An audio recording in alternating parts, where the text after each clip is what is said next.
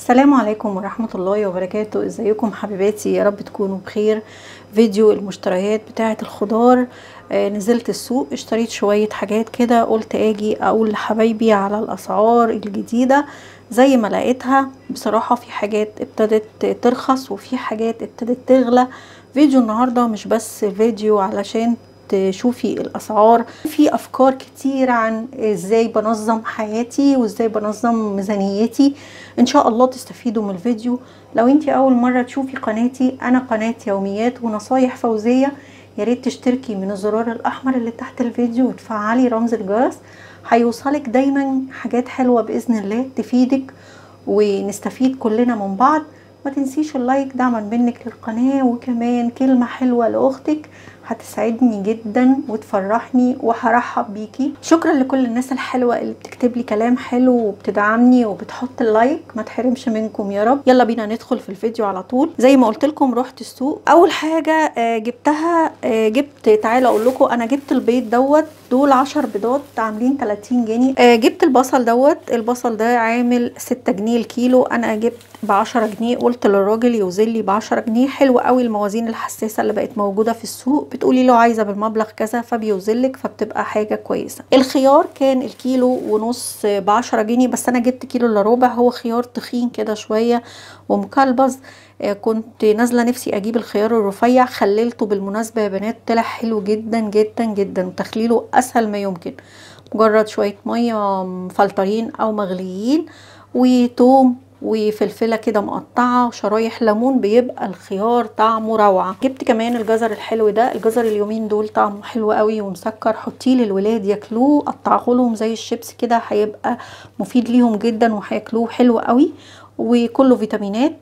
الجزر دوت كان الكيلو ربع ب10 جنيه، انا جبت كيلو ربع، هشيل منه جزء في التلاجة اخزن واشيل وحابه ناكلوهم. طبعا التفريزات دلوقتي ما بقتش حاجه رفاهيه، او اللي عايز يعمل او اللي مش عايز ما يعملش. لا، حاولي يعني مثلا ايه، تشيلي كيسين، يعني نص ونص من كل حاجه. ما بقولكيش كتري، بس على الاقل بيجي وقت ما بيبقاش فيه خضار، او بيبقى الخضار غالي وبيبقى الولاد نفسهم فيه، بدل ما تشتريه مجمد وغالي انتي اعمليه ويبقى انتي عاملاه انضف واحسن. جبت البدنجان ده للتخليل. البدنجان لقيت سعره غلي شويه، ده كان ب8 جنيه.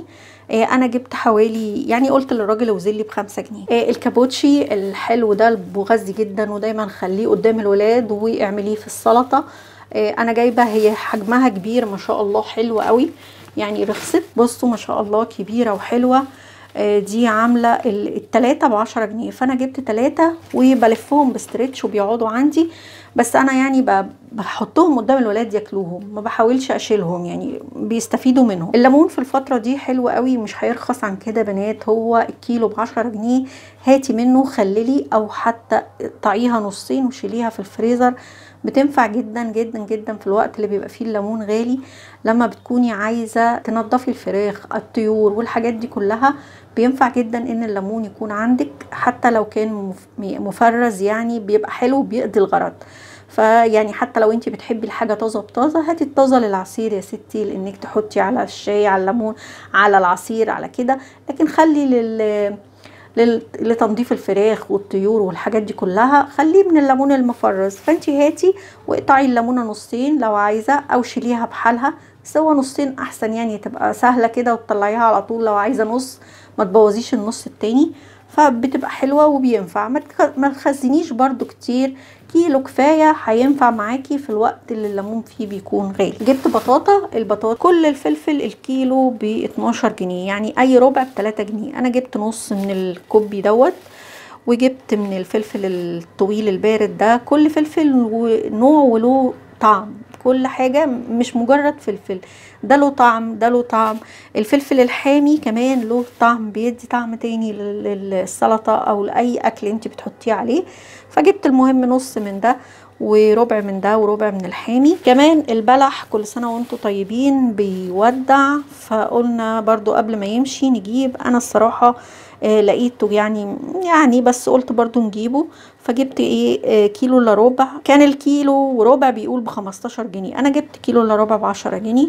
يعني مش كتير، والمهم ان هم يتاكلوا كل واحد لو خد له كام واحده كده مش هيفضل منه حاجه. نص بزله، نص البزله يعني هي خضره وحلوه، ما يغركمش الواحده الصفرة دي، لكن هي خضره وكويسه. كان الكيلو ب15 جنيه، فانا جبت نص ب7.5. حلوه برضو مش بطاله، لو كل ما تنزلي السوق تخطفي لك نص ولا اي حاجه من حاجات كده تنفع برضو ومش هتقول لا.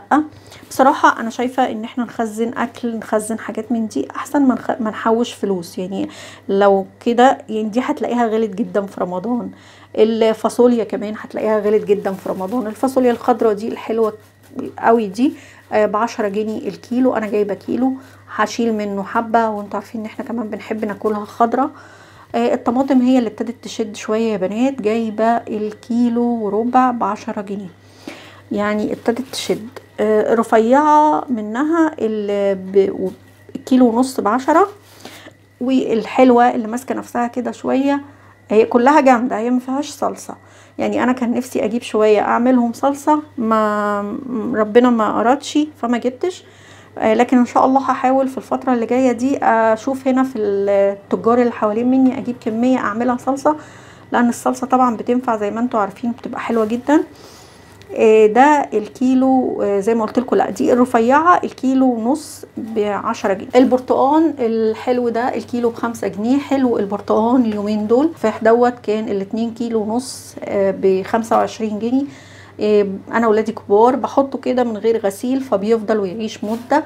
اللي عايز بقى بياخد ويغسل. انت ممكن تعملي كميه تغسل، تجيبي تركني حبه تغسليهم، او تقطعي لهم برضو، تقطعي للولاد. دايما قطعي الفاكهه ما تحطهاش سليمه كده للولاد وهم صغيرين علشان ياكلوا منها. لو سبتيها سليمه وزي ما هي مش هيمدوا ايديهم ولا ياكلوا، لانهم هيكسلوا يغسلوا يقطعوا. لكن انت قطعي حطي في طبق وقولي لهم يلا كلوا، هم هيلعبوا ويروحوا ويجوا وياكلوا. والبرتقان كذلك قشري وفصصي لهم وسيبيهم ياكلوا. البطاطس سعرها الحمد لله ابتدى يرخص شويه. البطاطس الكبيره دي جايباها الكيلو وربع ب8 جنيه. اما البطاطس الرفيعه دي اللي هي بتاعت السلق كان في ارفع منها ب5 جنيه، بس انا مرضتش اجيب. انا جبت من الحجم ده، الحجم الوسط شويه كده، بتتسلق وبتبقى حلوه. دي كانت الكيلو ونص ب10 جنيه كده. ده كل الخضار اللي انا جبته. هوريكم بقى اللحوم والاسماك اللي انا كنت شارياها. جبت اللحمه دي من كارفور، كان ليا نقط هناك فروحت اجيبها، قلت عشان ما تروحش عليا لانها كانت خلاص هتروح عليا. كان ساعتها اللحمه عليها تخفيض، فجبت اللحمه دي ب156 جنيه. دي لحمه مكعبات للطبيخ. كنت جايبه نصين، عملت نص كان طعمه حلو قوي. هي كبيره شويه بتاخد سوا بتخس، بس الصراحه كان طعمها حلو. وجبت ان المفروم دوت، ده انا برضو قطعت من عنده اللحمه وقلت له يفرمها لي ففرمها لي. فيعني انا قلت اقول لكم عليها. اللحمه كانت في كارفور، كانت حلوه قوي يا بنات. بس هي زي ما قلت لكم كبيره وبتخس. دي لحمه بقري. جبت كمان نوع السمك ده. السمك ده اسمه مغازل، انا جايباه كيلو ب30 جنيه، يعني جبت كيلو ونص. هما هنا بنقليه، فانا قلت حلو وينفع. هقسمه مثلا على مرتين، او ينفع. ساعات الولاد ما بيحبوش ياكلوا سمك وباباهم بيبقى عايز ياكل سمك لانه بيحب الاسماك جدا، فقلت اشيل جزء منه كده اركنه على جنب ليوم زي ده ابقى عامله لهم فيه اكل تاني، وهو اعمل له شويه السمك اللي كنت شايلاهم.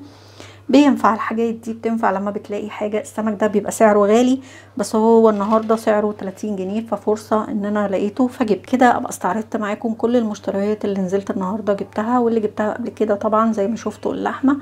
يا رب يكون الفيديو عجبكم، يا رب تكونوا استفدتوا منه ولو بمعلومه بسيطه. هكون سعيده جدا لو كتبتي لي انك استفدتي، وكتبتي لي دعوه حلوه منك، وعملتي لايك للفيديو. هكون سعيدة جدا يا بنات.